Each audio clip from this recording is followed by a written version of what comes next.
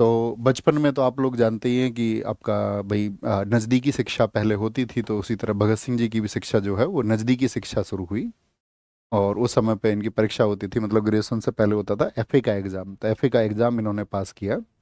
और बचपन से ही, चूंकि आप सबको ये याद रखना है कि इनका जो घर था, इनका जो परिवार था, वो एक क्रांतिकारी परिवार था। क्रांतिकारी परिवार हम उसको क्यों कह रहे हैं, तो एक आपका रिवॉल्यूशनरी फैमिली, क्योंकि जो आपका उस समय पर गदर आंदोलन था, तो गदर आंदोलन में इनका परिवार सीधे तौर से जुड़ा रहा था।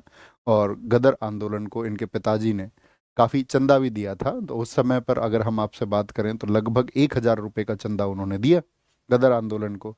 इनके पिताजी लाला लाजपत राय जी के साथ पिताजी भी एक्टिव थे, और इनके चाचा जिनका नाम है अजीत सिंह, तो इनके चाचा उन्होंने एक आंदोलन चलाया था, पगड़ी संभाल ओ जट्टा आंदोलन।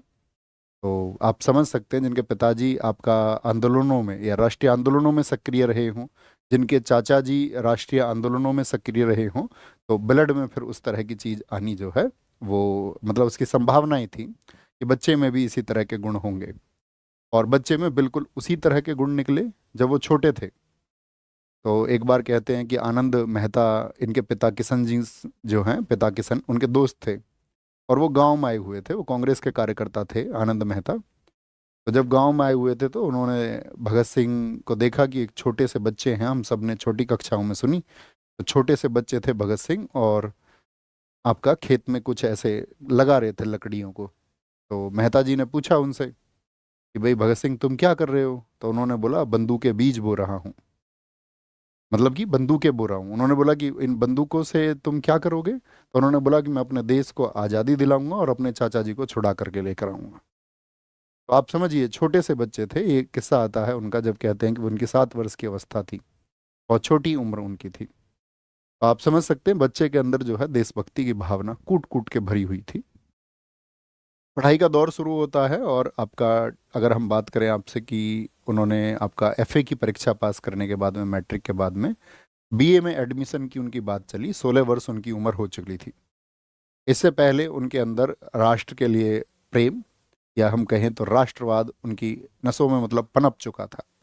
जैसा कि एक किस्सा आता है, उससे आप समझ सकते हैं। 13 अप्रैल 1919, इस समय पर क्या उम्र रही होगी भगत सिंह जी की, तो आप मुझे बताएं एक बार लिख करके। तो आप कहेंगे भैया इतनी अवस्था में, यानी कि लगभग 12 वर्ष की उम्र में, तो आप ये समझेंगे कि बच्चे को लगभग उतनी चीज़ें का ज्ञान नहीं होता है। लेकिन भगत सिंह अपने स्कूल से 30 किलोमीटर दूर वहाँ जलियांवाला बाग की मिट्टी में, और उस मिट्टी को एक सीसी में भर करके लेके आए। और घर वाले बड़े बेचैन रहे कि भगत सिंह कहाँ रहे, दिन में कहाँ चले गए थे। तो वो अपने घर पहुँचे, और घर पहुँच करके उन्होंने बताया मैं जलियांवाला बाग से ये मिट्टी लेकर के आया हूँ, ये हमारे शहीदों का खून है।